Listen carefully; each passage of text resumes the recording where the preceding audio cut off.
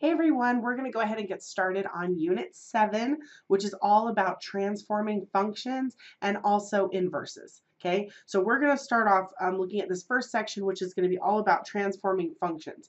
And so we're going to look at what it means to do horizontal shifts, vertical shifts, reflections, stretching, shrinking, and being able to graph these things. So before we do that, I want to just kind of refresh, right, on what it means to have a function. Okay, so if we have a function, we know that it passes the vertical line test, right? And we usually use this function notation f of x, right? So whatever is inside the function has to do with the x value, right? And whatever is outside the function has to do with the y value, right? And instead of y, we just write f of x.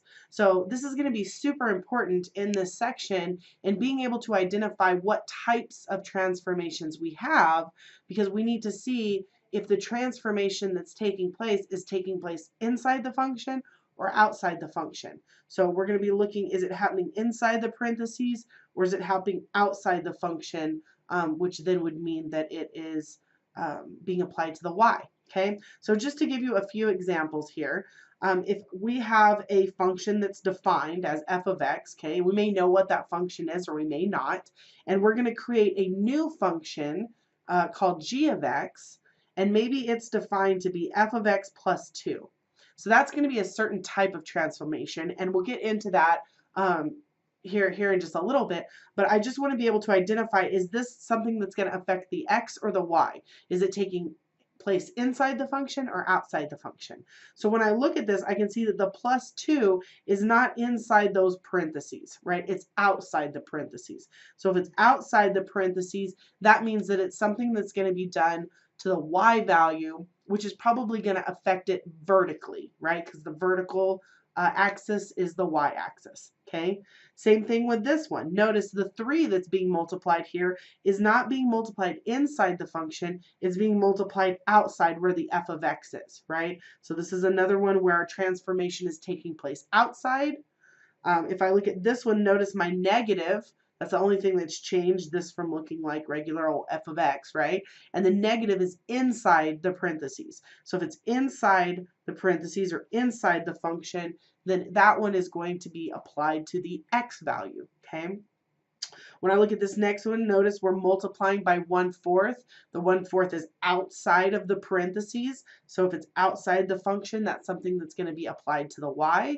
And then same thing on the next two. I'm going to go ahead and let you all circle those. Take just a couple seconds.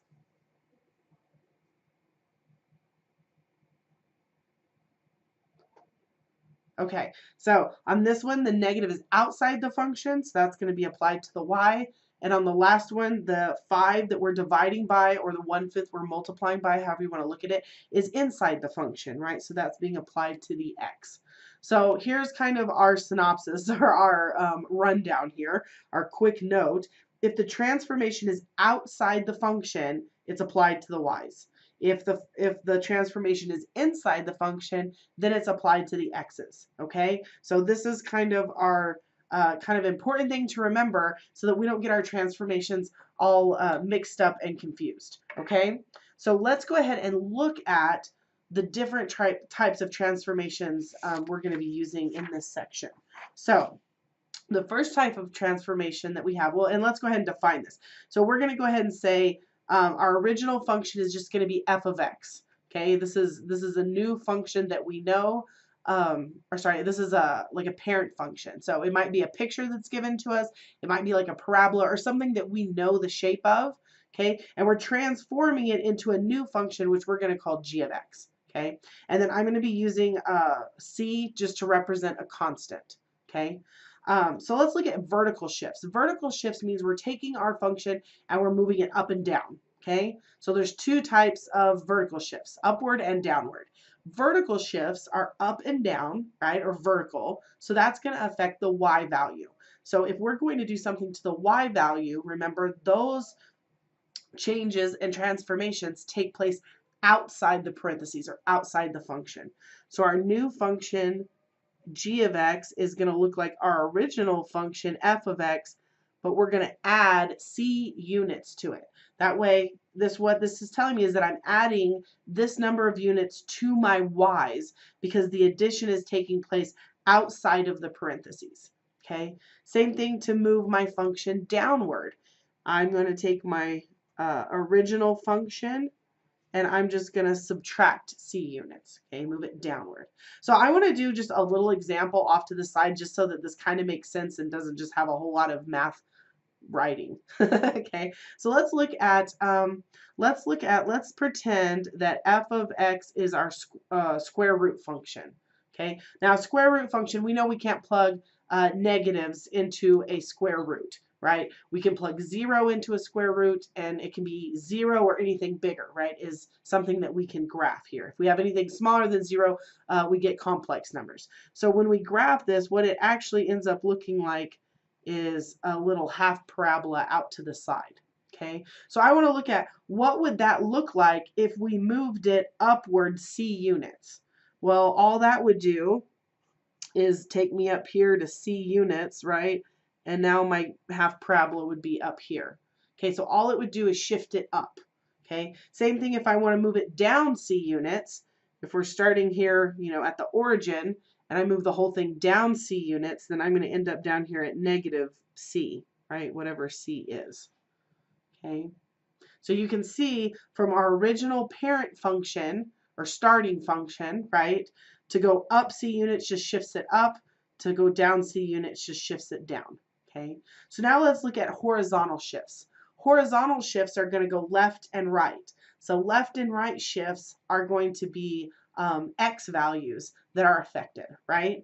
So this is going to look the same way. We're still adding and subtracting, but this time we're going to add and subtract inside the function, and x's are usually backwards from what we would assume, okay? And what I mean by that is if I want to move C units to the right, in my mind, I would take my function and add to it, right? Or correct. I would add to it to move it in the positive right direction. However, when it happens inside the function, it's backwards from what we would think. So to go to the right, we're actually going to subtract C units inside the function. And when we move to the left, we're actually going to add C units. Okay, so let's think about this for just a second because that bothers a lot of people. And so I want you to reflect. Remember when we were going over quadratic functions, right? We were doing the parabolas and we were able to find the vertex, right? Let's pretend that our function is a quadratic. If we have like an x squared, right? And let's say we have something like x minus 2 squared. If this was written in vertex form, right, we get our vertex by the number that's inside here, correct? And the number that's being added out here, which in this case would be a 0. So our vertex for this one, remember, would be the point 2, 0. So notice, even though it says x minus 2 inside here, the vertex value that we would get is a positive 2. Right? Because this is always x minus h when we're talking about parabolas and vertex points. So even though it looks like we're subtracting 2, where that highest point ends up is actually over at positive 2. So if that helps you to think about it, that's one way of looking at it. Or you can take any function and plug in a number and see what happens. But actually when you subtract on the inside, it's going to move it to the right. When you add on the inside, it's going to move it to the left. Okay, so you can think of this example, or you can you know, actually just plug in and look at functions and see what happens. But take my word for it, it's just a little bit backwards. So if you need to, just put a little note here that x's are backwards, right, of what we would think. So to go to the right, we're going to subtract. To go to the left, we're going to add. So let's look at what those would look like if I was using my little square root function. So if I want to move it to the right, this would end up moving me over C units like this, right? And if I move it to the left from its starting point here at the origin, it would actually be moving it back here to negative C. And we get something like that, right? So notice the shape of the function is not actually changing, right? We're just moving it up, down, left, right. So we're not affecting the general shape. We're just relocating it, so to speak. Okay. So let's look again. Reflections do the same thing. They relocate it. They don't change the shape. So let's look at reflections. What reflections means is that we are reflecting it about a certain axis. So think of that mirror, the axis being a mirror. Okay. So whatever I can't talk. Whatever the function looks like, we are reflecting it down across the x-axis or over across the y-axis. So if we're going to reflect something about the x-axis, that means the x-axis is our mirror. So let's think about that for just a second. If I come up here and look at this function, my little example, this is my x-axis, right? And this is my y-axis. So if I want to reflect it about the x-axis, my x-axis is acting like a mirror. So instead of it being up here, it would reflect it down here. Okay, so notice, let's just think about that. What is happening from here to here? To go from up here to down here, I need to know what's changing. And if I look at it, my x values, right, whatever these points are, they're not changing, right? If whatever this point is here, maybe it's 1, 1, right? That 1 is not changing, but now maybe I'm down here at -1. Right? If I go out here to whatever other number, I can trace it up. That number's still down here. So notice my x's aren't changing. What's changing is my y values, right? Because up here my y values were all positive, and now that I've reflected it down, they're going to be all negative. Okay? So whatever axis we're reflecting it across, the opposite variable changes signs, right? When we're reflecting across the x-axis, notice my y's went from positive to negative. Okay, so that's going to look something like this. If I want to make my y's negative, y's are outside the function, so that's going to look like negative f of x. So I'm just changing the sign of my y values. Okay, so if they were positive, they become negative. If they were negative, they become positive. And that's going to look like I drew up here. Okay, and I'm going to go ahead and erase this. Okay, all right. Now, if I want to reflect it about the y-axis, right, instead of it looking like this, if now y is my mirror, then I'm going to spin this around or flip this around the y-axis, which is going to make it look like this, right? It's just reflecting it across. Think of holding up a mirror on that y-axis, and this is what it's showing itself that it looks like, right? So notice what's changing now is not my y values, right? My y values were positive over here. They're still positive over here, right? Because they're still in this upper quadrants.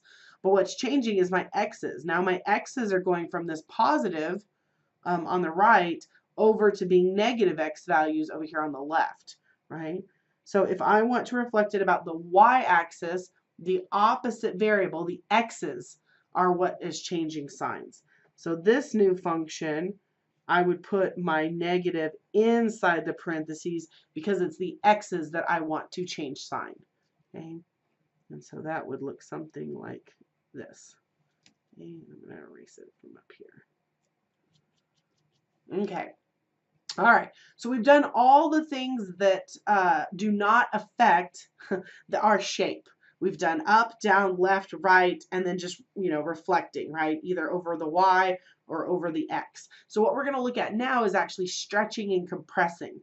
So whenever we stretch something out, that's going to affect the shape a little bit, right? Or if we squeeze it in and compress it, that's going to affect the shape a little bit, right? It's going to make it not quite, it's going to either make it a slower rising arch or a faster rising arch, right? Depending on our function. And we can stretch and compress in both directions. So we can stretch and compress horizontally, or we can stretch or compress vertically. Okay, so we're going to look at both of those. So the first thing we're going to look at is stretching and compressing vertically. So if we're doing it vertically, remember that's going to be the y, right? Because vertical is the y-axis. So we've already talked about adding, subtracting, and using negatives. So the only operation we have left to stretch or compress is multiplication. So if I want to vertically stretch my new function, I'm going to multiply my y's to either make them bigger or smaller, right? So I'm just going to use my constant c, and that multiplication is going to happen outside the function because we want it to be applied to the y's. Okay, so now same thing is true with vertical compression. I'm just going to multiply by something that will shrink all of my y's, and because it's affecting the y's, I'm going to do that multiplication on the outside as well. So really, anytime we do vertical shrinking or stretching, we're just multiplying on the outside of the function, okay? Now what defines it as being stretching versus shrinking is what type of number we're multiplying by, right? If I want to stretch it, I'm probably multiplying by a really big number, right? A number that is going to increase the size. So this is specifically where c is greater than 0, okay? Or sorry, greater than 1. Okay, because it can't be 1. 1 doesn't change the value, but any number larger than 1, if I multiply by that number, will make my output greater, right? Okay, and then if I want it to be something small, if I want to compress it, I want it to get smaller, the only type of numbers that you can multiply by that will make it smaller are small fractions, right? Fractions give you a part of what you had before. So this will be for numbers that are between 0 and 1. Okay, notice I'm not using any negatives here because negatives, when we're doing transformations, represent reflections. Okay, so we're only considering the positive case because if there happens to be a negative in front of this c, that's a whole different transformation. That's a reflection. So we just look at the positive version of the number being multiplied here, and we're trying to identify, is it a number larger than 1 or a number between 0 and 1, so that we know if our function should be getting bigger or smaller, okay? So again, vertical stretching, we multiply by a big number. Vertical compressing, we multiply by a small number. Now we want to talk about horizontal stretching and shrinking. The only difference is when we do it horizontally, it is affecting the x value, right? And x's happen inside the function. So this is going to look like f of, and we do our multiplication inside the function, okay? So g of x equals f of c times x. So this time we multiply inside the function, okay? Now, just like before, okay, x's are a little bit backwards of what we would think. Okay, I'm going to make another note here. X's are backwards. Okay, they're backwards of what we would think. So if we want to horizontally stretch it, in our minds, we're thinking we probably need to multiply by a big number, right? Like we did vertically, but x's are backwards. So if I want to stretch it, I'm actually going to multiply by a small number because if I'm stretching it, it's going to take a smaller input to give us the exact same output we had before. Okay, so it's going to take less of an input to get the same output, which is going to stretch it. So this is going to be, stretching happens when we are multiplying by an input that is between 0 and 1, and compressing or shrinking is going to happen when we multiply by a larger number on the inside. Okay, and we're going to go over all of that, but these are all the transformations these are all the transformations that we're going to worry about when we do these problems. So left, right, up, down, reflections, and then stretching or shrinking, okay? Now, there is a very specific order in which we have to do these transformations. And if we don't get the order right, our function doesn't end up looking correct. So kind of like we had the order of operations, we also have the order of transformations. And that is that we do horizontal shifts first, then we do stretching and compressing, then we do reflections, and then we do vertical shifts. So if you are an acronym type person, you just need to remember HSRV. Okay, so this is something where you can make up a sentence with these letters, or you can just remember HSRV. I know when I learned it as high school RV. And that doesn't make any sense whatsoever, but that's what helped me remember it, is high school RV. I've asked my students to come up with things in the past, and they have come up with Heath salutes returned veterans. But I think the most popular one across the board thus far is having sex reduces virgins. So whatever type of sentence will help you remember this, feel free to make up your own and share it with me if you come up with a clever one. I'd love to know it. But this is the order we're going to do them in. So anytime we do these problems, I'm going to write down HSRV, and that's where I'm going to write out my transformations. So be sure you know when I write HSRV, that's what I'm talking about. And you are going to have a worksheet that goes with this section, and I expect you to work out the problems the same way I did in these notes. Okay, so just heads up. Okay, so now let's go ahead and look at what it looks like to do and transform a problem. Okay, so here is an example of a problem type you might get. Now, in Knewton, they cut off the ends of the graph, but notice it's not stopping. There's not a solid dot there, right? So we can kind of assume this is going to keep going. Okay, if that helps you to put arrows on it. But what we want to do is we just want to identify some points of reference. So I'm going to try to find some points where it looks like it crosses perfectly. So maybe like right here at -4, -4, here at the origin, and maybe at 4, -4. So I just need about 3 points to be able to transform these graphs so that I have the correct shape.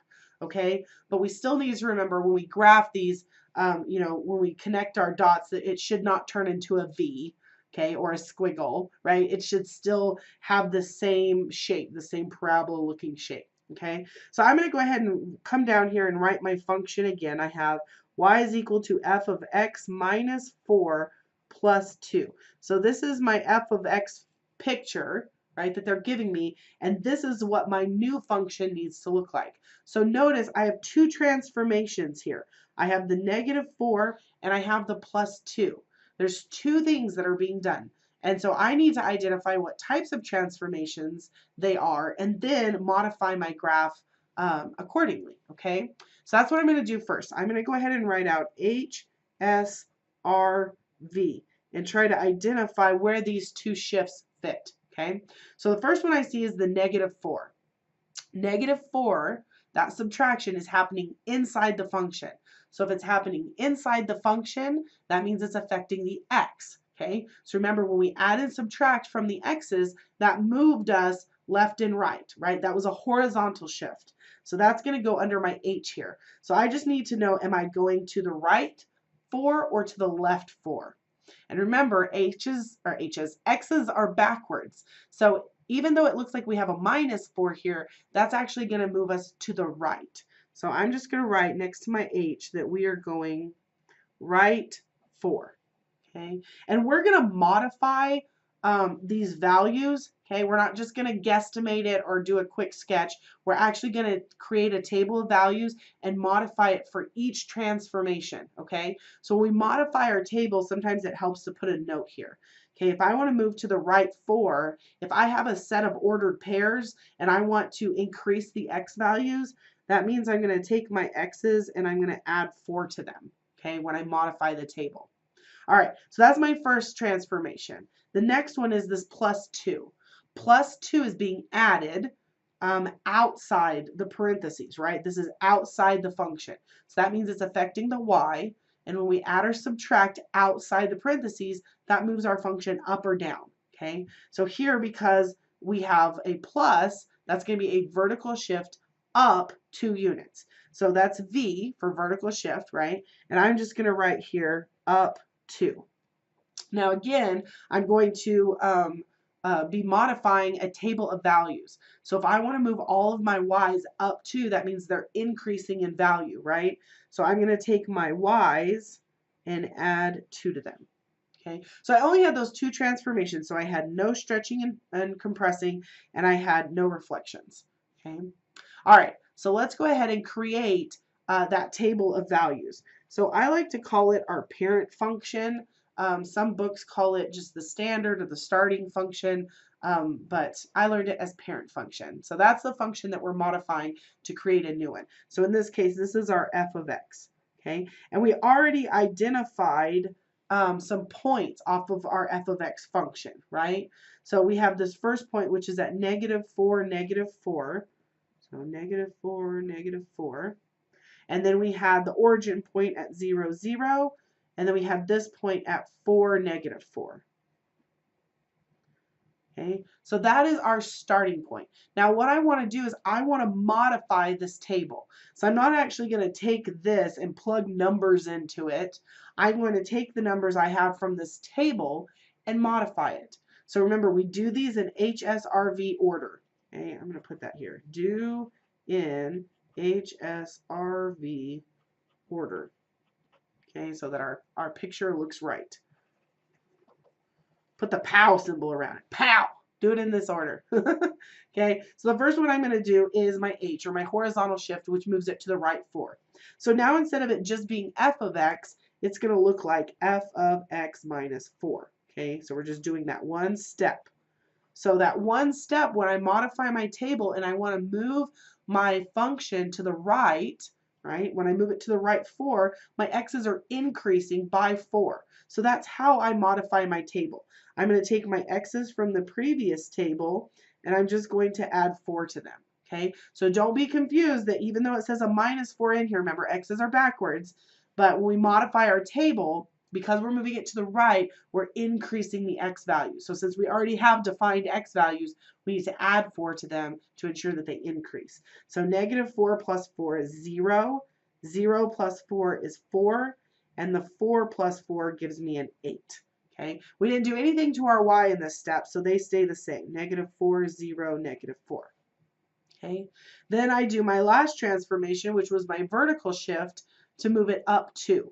So now my function looks like the piece I did from the last table, right, plus this new piece, which is to move it up 2 vertically. So to change my table from this table to my new table, my new modified table, I need to take my y's, right, and add 2 to them. Okay, so that's why I write those little steps in here next to my transformations, is just to remind me what we're doing and make sure I don't forget or write or do the wrong operation down here on my tables. Okay, so when we add 2 to our y's, negative 4 plus 2 is negative 2, 0 plus 2 is 2, and negative 4 plus 2 is negative 2.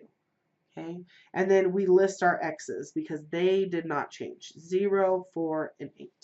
Okay, so notice this is exactly how I want my function to look, right? That's what we ended up with. So now that I have my final table done, I've done all my transformations, I'm just going to plot these ordered pairs. Okay, so over here on my graph, on the graph that I've provided you, and I'm sorry I couldn't find a graph that looked like Newton's graph. That would be super helpful, but I couldn't find one. Okay. So we're going to graph 0, negative 2. So at 0, we're going down to negative 2. At 4, we're up at positive 2. And at 8, we're down at negative 2. So you can see this is still making the same shape, right? So I'm going to go ahead and connect my, oops, that is super not rounded. Let's try again, shall we? Maybe I'll just connect like this. There we go. That looks a little bit better. Okay, so we have that same shape. Ugh, mine is just super not pretty. I'm sorry, guys. Hopefully yours looks better than mine. Apparently connecting dots is not my forte. Okay, there we go. So it's the same shape that we had before. Notice the only difference, and you can use that middle point as a reference. Going from this middle point to this middle point, notice what happened is that we went to the right 4 and then up 2, right? So we ended up where we needed to be. Okay, so when you do the worksheet for this section, this is exactly what I expect you to do. And this is how I'm going to grade it. I'm going to grade that you've listed all your transformations and that you've shown a table of values for each step and then graphed the resulting function. Okay, so let's look at another one. Get the hang of this, okay? All right, so here's another one. We are given our f of x function. This is our f of x. And then we are asked to identify the transformation of and graph the result of this function right here. Y is equal to negative f of x plus 2 minus 3.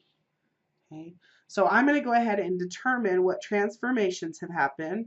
So HSRV represents horizontal, stretching and shrinking, reflections, and vertical. Okay, so the first thing I see when I start looking at this function is I see that there's a negative out front. Okay, so if there is a negative, first of all, that represents a reflection, right?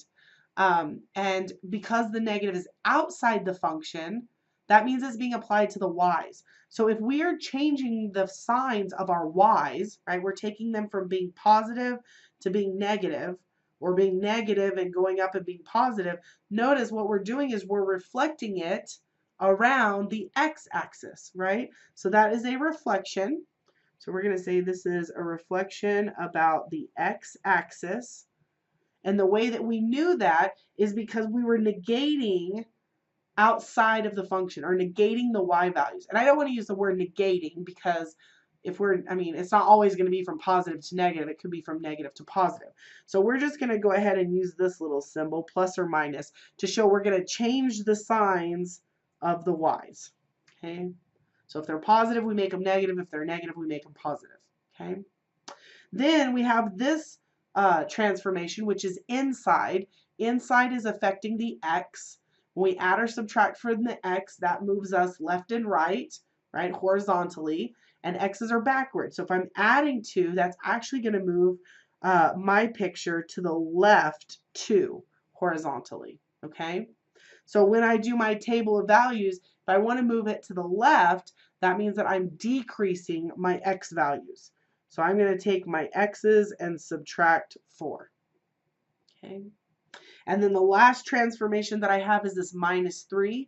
The -3 is outside the function, so that means that it is affecting the y value, right? And if we're subtracting 3 from our y's, that's going to move it vertically down 3. Okay. So next to my v for vertical, I'm going to say down 3. And what we're going to do in our table, if I need to move it down, is we're decreasing our y values, right? So we're going to take our y's and we're going to subtract 3 from them. So I had no stretching or shrinking on this one. Okay. All right, so now let's go ahead and create a table to represent the function that was given, and then we'll modify it using these transformations that we just found. So I'm going to go ahead and identify at least 3 points on here. Okay, so let's see. Looks like, I don't know if that one really crosses. Maybe here again, -4, -4, 0, 0, 4, -4. Okay, so let's go ahead and say we're starting off with this parent function, our f of x function, and we're going to write out the points that we just got off of that parent function, which would be -4, -4, 0, 0, and 4, -4.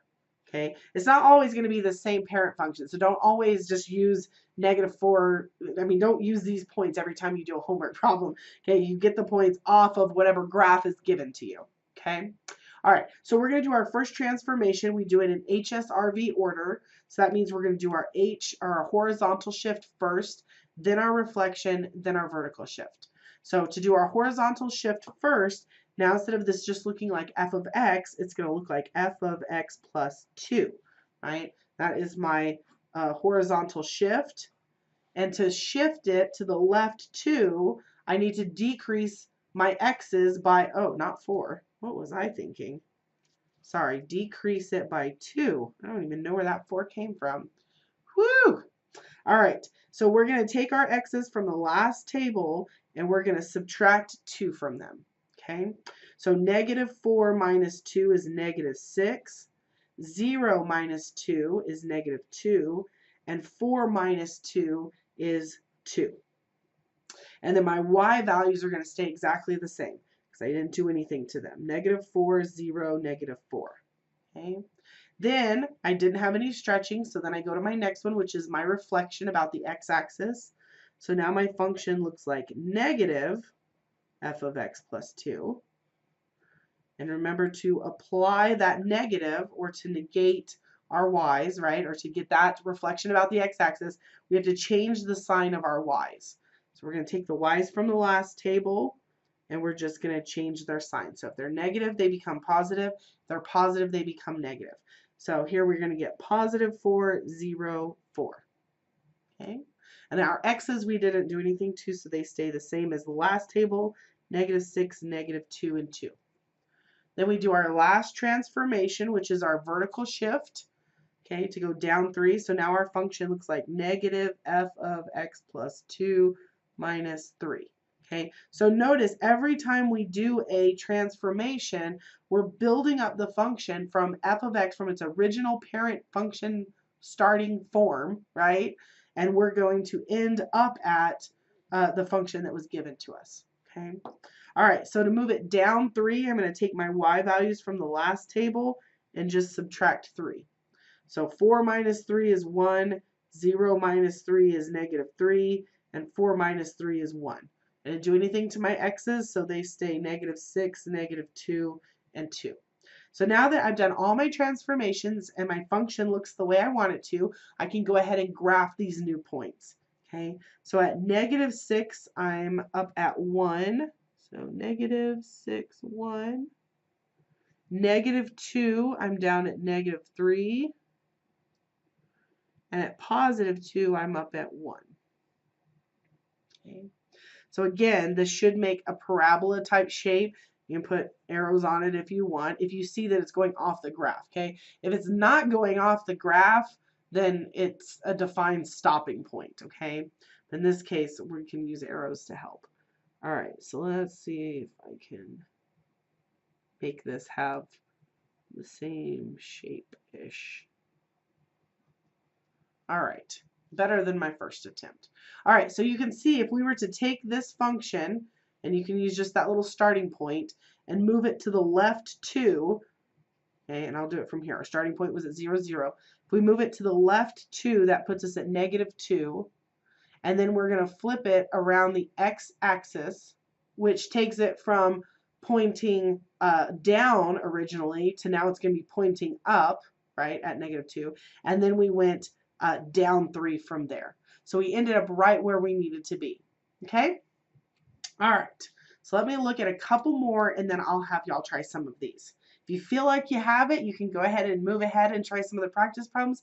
Otherwise, hang with me and we'll go through a few more examples. I know this is a longer video, but I want to make sure y'all really understand this process. Okay?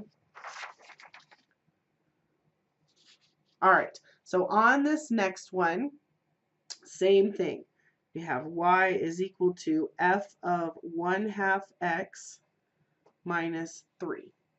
Okay, so we're going to go ahead and identify our transformations, h, s, r, v. And I only see 2 things, right? There's only 2 things that have changed from being just regular f of x to what we have here. And that's the 1/2 and the negative 3, right? The 1/2 is taking place inside the function. So if it's happening inside the function, we know that it is affecting the x value, right? And x's are backwards. So remember, like when we thought that there was an addition inside those parentheses, we actually subtracted 2 and went to the left, right? Or when there was a subtraction, we actually added and went to the right. The same thing is true here. So if it looks like there's a multiplication or a division, we do the opposite, right? So if we are multiplying the x by a small number, we would think that that's making it smaller, right? But remember, x's are backwards, so this is going to make them bigger. So this is going to horizontally stretch this function. So that's a stretch or compress. So I'm just going to write here, this is a horizontal stretch. Okay, and the way that we're going to do that is by this inverse operation, right? So you can think of it as multiplying by the reciprocal. You could think if I'm taking 1/2 of x, instead of taking halves, I'm going to multiply by 2. Okay, so we're doing the opposite operation here. Okay, so we're going to take our x's and multiply by 2. Okay, so it's only with x's that they're kind of on crack and backwards from what we would think. All right, so there's that. And then our last transformation is this minus 3. It's outside the function, so that's going to move us down 3. That's a vertical shift, down 3. So we take our y's and we subtract 3 from them. So there's no reflecting and no horizontal shifts on this one. Okay, so now we need to come up with our parent function, right? Or that starting function. So they gave us the picture. We need to identify the key points. Now the other one was really easy. It was just kind of like a parabola, so we just picked 3 points. But here, this has a very unique and distinct shape. And notice it doesn't keep going past the x-axis here. So these are stopping and starting points. Okay, so we need to include these important points where the graph changes shape and also where it starts and stops. So I'm going to list all 5 of these points.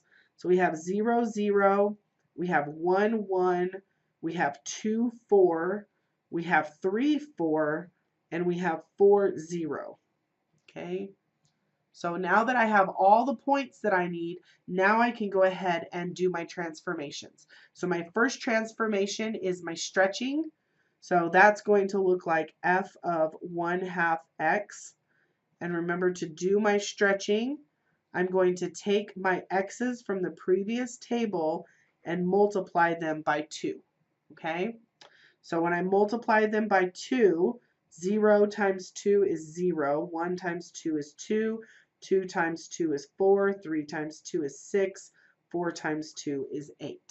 Okay, we didn't do anything to our y's, so they stay the same. 0, 1, 4, 4, 0. And then my last transformation is to move it vertically down 3. So now my function looks like f of 1/2 x minus 3. So this will be my last transformation, and I complete it by taking my y's from the previous table and just subtracting 3 from them. So 0 minus 3 is -3, 1 minus 3 is -2, 4 minus 3 is 1, 4 minus 3 is 1, and 0 minus 3 is -3. Okay, x's we didn't do anything to, so they stay the same as the last table. So 0, 2, 4, 6, 8. Who do we appreciate? It's math. Hey, hey, no? Okay, never mind. All right, so we have our table completed. Now that we have our table completed, let's go ahead and take that and plot it on our graph so that we can see if it did in fact stretch out and move down, right? So our points are 0, -3. So 0, I'm going down to -3. At 2, I'm at -2. At 4, I'm up at 1. At 6, I'm up at 1. And at 8, I'm down at -3. 1, 2, 3. Okay. So I'm going to go ahead and connect these. They were all connected by straight lines before. So I'm going to connect them by straight lines again. Okay, be sure you pay attention to the shape. Sometimes you might connect a couple with an arch or something like that.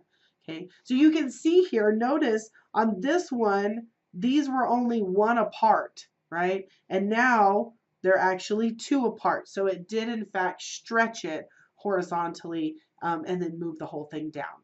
Okay. All right. So I have one more. Let me see. I think I have one more. Yeah, I have one more to do. And then I'm going to let y'all pause the video so that y'all can try some. Okay.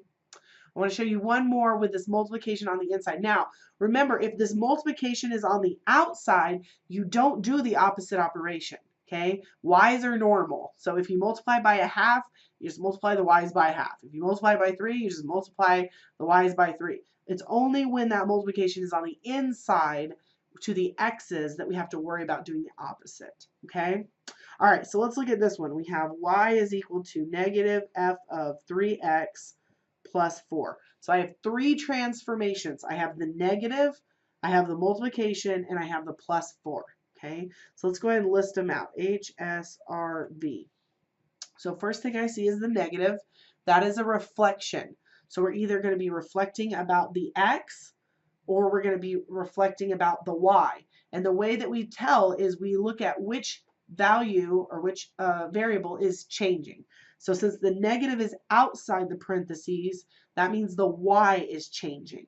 So if the y is changing, we're going from up here to down here to up here. That's reflecting it around the x-axis. So that's an R for reflection about the x-axis. And we get that because we're changing the signs outside the function.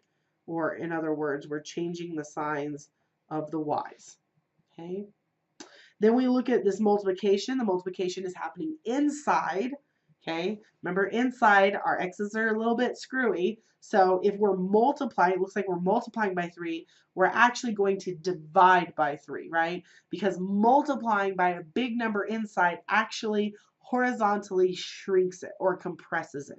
So under shrink, we're going to say this is a horizontal compression, okay, or shrink, however you want to say it. Okay, so instead of multiplying by 3, I'm actually going to divide by 3. Or you can think about reciprocal, right? You can do your x's times 1/3. Okay, x's divided by 3 or x's times 1/3. However you want to think about it, it's the same thing. Okay, and then our last transformation is the +4 outside the function. It's outside the function, so it's affecting the y, which means that's going to be a vertical shift up 4. So I'm going to take my y's and increase them by 4. Okay, so I had no horizontal shifts on this example. All right, so just like the last one, since they gave us our starting function, our f of x function, as a graph, we need to go ahead and identify the critical points that we need in order to graph this, which is pretty much everyone on here that's listed, right? If there happen to be more than one number in this part, or in this part, obviously I'm not going to use like 2.5 as 3 or anything like that. But I do need the start and stop points for sure. And then I also need the points where the graph changes shape. Okay, so that means that for our parent function, f of x, I want to go ahead and list all 6 points. So we have the point 0, 0, we have the point 1, 2, we have the point 2, 1, we have the point 3, 5, and 4, 5, and then the point 5, 0. Okay. All right, so we have it all written out. Now let's go ahead and adjust our chart for these transformations. So the first one is our stretch or compress, which is our horizontal compress. So our function looks like f of 3x. And we go ahead and multiply all of our x's by 1/3, or divide them by 3, however you want to think about that. So 0 times 1/3 is 0. 1 times 1/3 is 1/3. 2 times 1/3 is 2/3.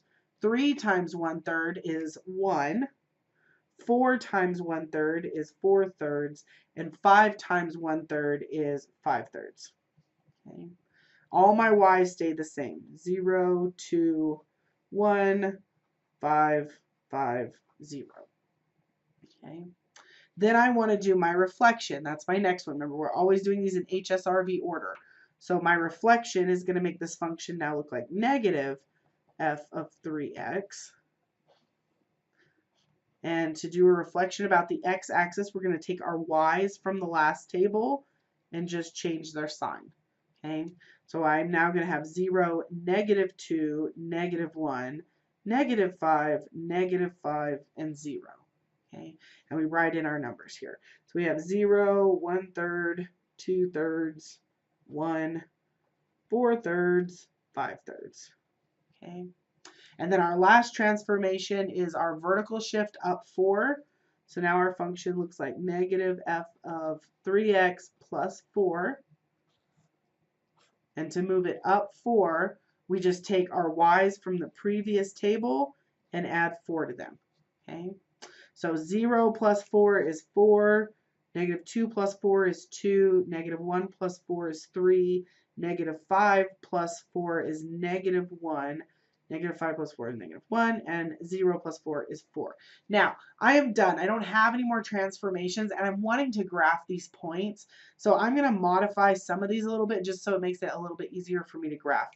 So I can leave this as 0, I can leave this as 1/3, I can leave this as 2/3, this is 1. But instead of 4/3, I'm going to go ahead and change that to 4 and 1/3, just so that I can graph it more easily. Okay. And then 5/3, I'm going to change that. Oh, sorry, not 4 and 1/3. 1 and 1/3. 1 and 1/3. And then the same thing with 5/3. This is the same as 1 and 2/3. Okay. And the only reason I'm doing that is to easier to graph it easier, because I can find 1 2/3 easier on a graph than I can 5/3, right? All right, so let's go ahead and graph our picture and see what it looks like. So 0, we're up at 4. 1/3, so 1/3 is not very far away from 0. We're going to be up at 2. At 2/3, so we're still not quite to 1. At 2/3, we're up at 3. At 1, we're at -1. At 1 1/3, so just barely past 1, we're down at -1. And at 1 2/3, so not quite to 2 yet, right? 1 2/3, I'm up at 4. Woo! So that really did horizontally compress this sucker, didn't it? All right, so let's go ahead and connect our dots. So this should go here, here, down, across, and back up. Woo! Got really squished, didn't it? Okay, so you can pick one point of reference. So maybe we pick this one at the origin, right? So if we start at the origin, we're here, and then we multiplied it by 1/3. Well, that's not going to change it if it started at 0, right? And then we negated it, still not going to change it, and then we moved it up 4, so it went up to 4. So that was a good one to check. We can try another one that ended up on a nice pretty point if that helps. We could choose this last one, okay? But honestly, you can see from how the picture looks that it's been horizontally squished, and then it's been flipped about the x-axis, because instead of the shelf part here being up at the top, right, it's down at the bottom, right? It flipped it upside down, and then we moved it up 4. Okay? All right, so there are 2, I believe. Let me double check. There are 2 for y'all to try, so go ahead and pause the video and try those 2, and when you're ready to check yourself, unpause it, and we'll go over them. All right, so here's the first practice problem. We're given this equation 2 times f of x plus 1, where this is our f of x original starting one. Okay, so notice here the only points we need to use are 0, 0, 1, 4, 3, 4, and 4, 0. Now, if you went ahead and used 2, 4 as well, that's fine. Okay, but you really just need the points that are the endpoints and the points where the graph changes shape. Okay, all right, so of our new function here, you can see that the multiplying of 2 on the outside is going to vertically stretch it, so we're going to multiply our y's by 2, and then the plus 1 inside is going to shift it to the left 1. So in our tables, we're going to subtract 1 from our x's, and we're going to do the horizontal shift first and then the vertical stretch. Okay, so we take our parent function points here, and we go ahead and subtract 1 from our x's, and then we take our y's and multiply them by 2.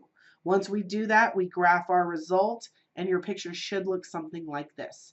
Okay, if you need to spend more time on it, feel free to pause the video, but I'm going to go ahead and move on to number 2 for those of you ready. So number 2, we are given this function, f of x plus 5 plus 2. So you can see we have 2 transformations. The plus 5 inside the parentheses is going to move us to the left 5. So we need to decrease our x's by 5, right, in our table. And then the plus 2 on the outside is going to be a vertical shift up 2. So we're going to add or increase our y's by 2. Okay. When we do our tables, make sure you're doing your tables in HSRV order. So we do our horizontal shift first by subtracting 5 from our x's, and then we do our vertical shift by taking our y's and adding 2 to them. Okay. Once we have all of our points, then we can graph the result here. Okay.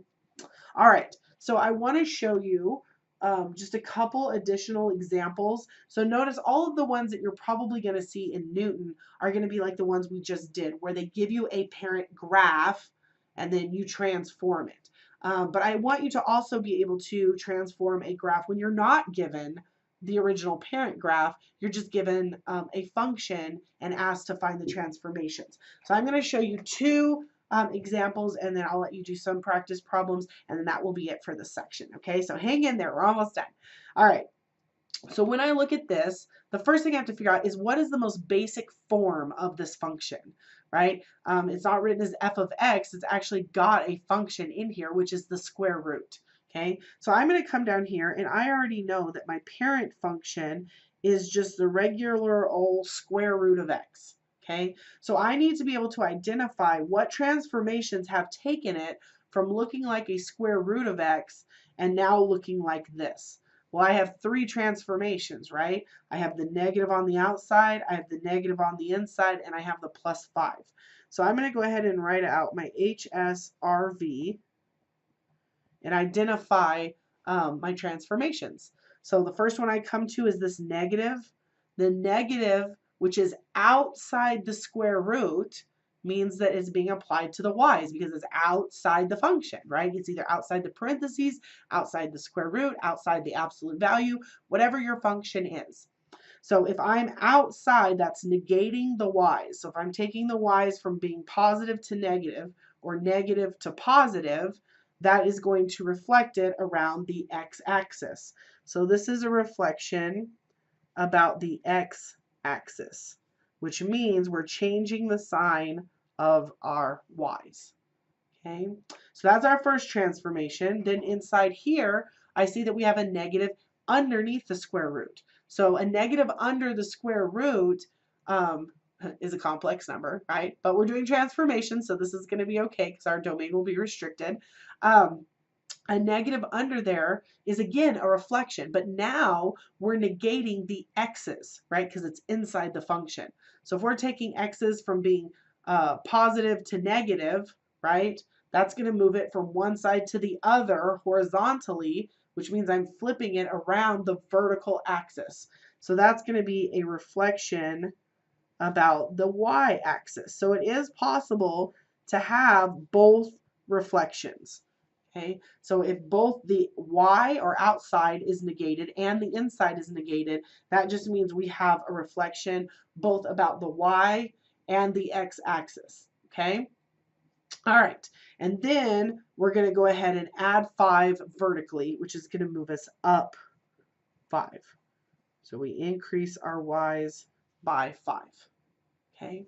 All right, now here's the point in which we would normally look at our picture and identify the points and then transform our table. But here we're not given a table of values, so we have to create our own.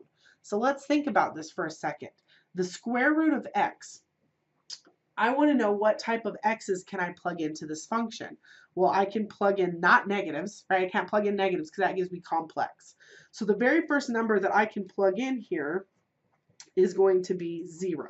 Right? So if I can't plug in things that are back in the negative realm, that means this picture is going to stop at 0. So I'm going to put myself a little dot there just so that I know when I plot that point, don't draw an arrow on that end, right? So I can plug in 0 because the square root of 0 is 0, right? Or I can plug in any number larger than 0. Now, I can plug in 1. 1 is a perfect square, 1. And I could choose 2, but if I plug 2 in, 2, the square root of 2, that's not a pretty number. So instead of choosing 2, I'm just going to pick another number that I know is a perfect square that's larger than 1, which is 4. Okay, and the square root of 4 is 2. Now I really just need 3 points to get a good picture. You can plug in 9 and 16 and 25 and as many as you want. But the main thing that we need to know is that we can plug in 0 or any number bigger than it, which means I could continue to plug in numbers in that direction, which means it's going to keep going. So I'm going to put an arrow right there to remind me when I graph these points that I need to have an arrow on that end because it's going to keep going. Okay, so now that I have my parent function, now I want to modify it using these transformations that we just found. Okay, so the first one is my reflections. Now, reflections, because they're the same thing, right? One's a reflection of the x, one's a reflection of the y. It doesn't matter which order you do them in. In fact, I'm even okay with you doing them in the same table. Okay, so let's go ahead and just say we're going to negate the x's and the y's in this one step. Okay, so going from here to here, we're going to change the sign of our x's and y's. Okay, both of them. So this one, I have a 0 and then a -1 and a -4 for negating my x's. For negating my y's, I get a 0, a -1, and a -2. Okay? And then the only other transformation we have to do now is our vertical shift up 5. So now our function looks like negative square root of negative x plus 5. And to move it up 5, I take my y's from the last table and I add 5 to them. So 0 plus 5 is 5, -1 plus 5 is 4, -2 plus 5 is 3, and then I just go ahead and put the x's from my previous table. Okay, so I've completely finished my transformation. So now this is the table of values that I want to plot. Okay, again, remember this first one had a dot, and our last one's going to have an arrow. Okay, so when I plot the point 0, 5, I'm going to go up here and I'm going to put a dot so that I know that side does not get an arrow. Okay, and then at -1, I'm up at 4. And at -4, I'm up at 3. And this side should have an arrow. So I'm going to go ahead and connect my dots, and I'm going to go ahead and draw it on through with an arrow so that I get a good picture. Okay, so it's the same process with this problem. The only additional step that we needed to do is we had to come up with our parent table. Okay, and again, it's just picking numbers to plug into this that is a good representative of this shape. So again, if I have a square root, I want to pick 0, 1, and 4, or 0, 1, and 9, or 0, 1, 4, 9, or something. But I want to make sure I have 0 because that is the starting point. That is the very first number that I can plug into a square root. And then I want to pick perfect squares, right? Let's look at another one. Let's look at one more, last one here. All right, so notice here we don't have a square root. What we have is an exponent. And when we have an exponent, that's telling us what type of function this is. So I have a squared, which means that the most basic form, or my parent function here, is just going to be x squared. Now we know from experience that x squared makes a parabola, right? So if we're going to graph a parabola should look like this. So we need points going in the negative direction, we need that point at the origin, and we need points going in the positive direction. So we don't want to just pick like 1, 2, 3 because then we're only going to get this, right?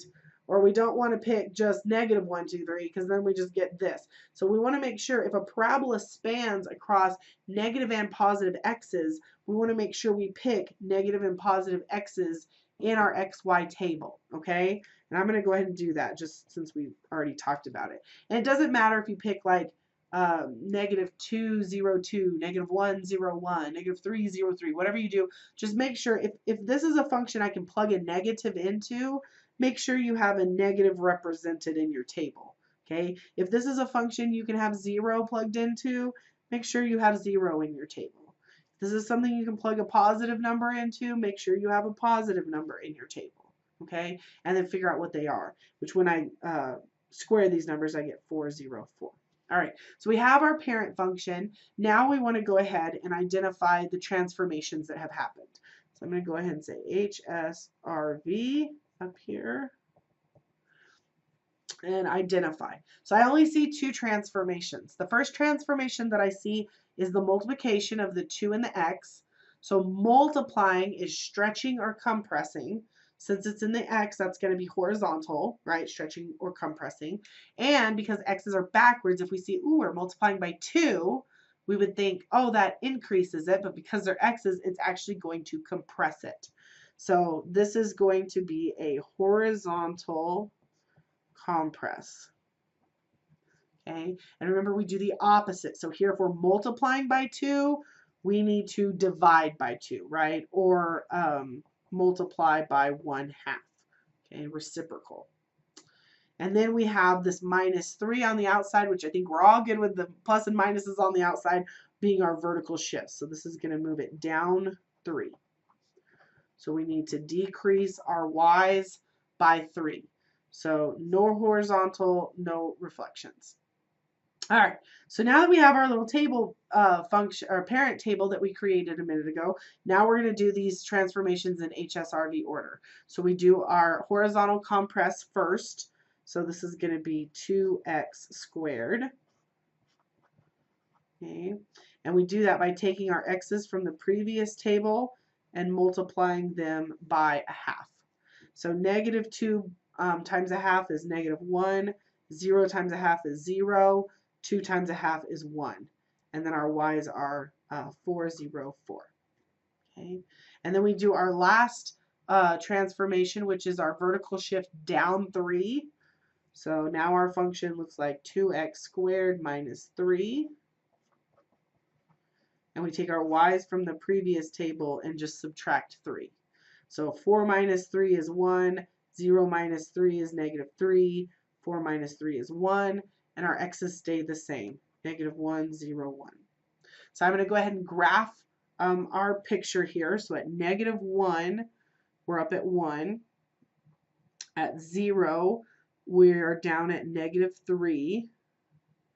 And at 1, we're back up at 1. So you can see this does in fact create a parabola shape, and it is horizontally squished a little bit, right? So again, if you're when you're graphing these that don't come with a picture, if it helps, you know, parabolas keep going in both directions. Feel free to put some arrows here so that you know once you draw your parabola to go ahead and connect, sorry, not to connect them. When you draw your parabola and connect your dots, to go ahead and make sure you put your arrows, okay? All right, so same process, just you coming up with the parent table. There are 2 for you to try. Go ahead and pause the video and work on those. When you're ready, unpause it and we'll go over them. All right, so here's practice problem number 1. We are using the square root function. So again, remember that has a very distinct start point at x equals 0. So make sure you have 0 in your chart, and then you can pick any numbers to plug in after that because it's going to keep going after 0. 0 and anything positive, okay? So we look at our transformations and we do them in HSRV order. Looking here, we're multiplying by 4 outside the function. That's going to be a vertical stretch. So we're going to multiply our y's by 4. The minus 1 inside the function tells us that we're shifting horizontally right 1, which means we are increasing our x's by 1. And then the minus 2 on the outside tells me that I'm vertically going down 2. So we're going to decrease our y's by 2. Okay, be sure you do this in HSRV order. So once we have our parent table here, we do our horizontal shift right 1 first by adding 1 to our x's. Then we can multiply our y's by 4.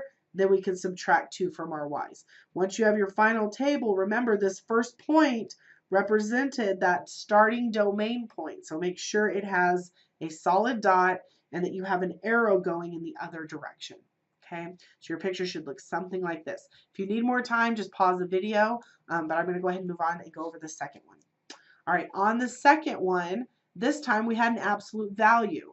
If you're not sure what an absolute value looks like, just plug in some numbers, right? So that we can see what the shape is. Absolute values make a V, right? This is what an absolute value looks like in its most basic form.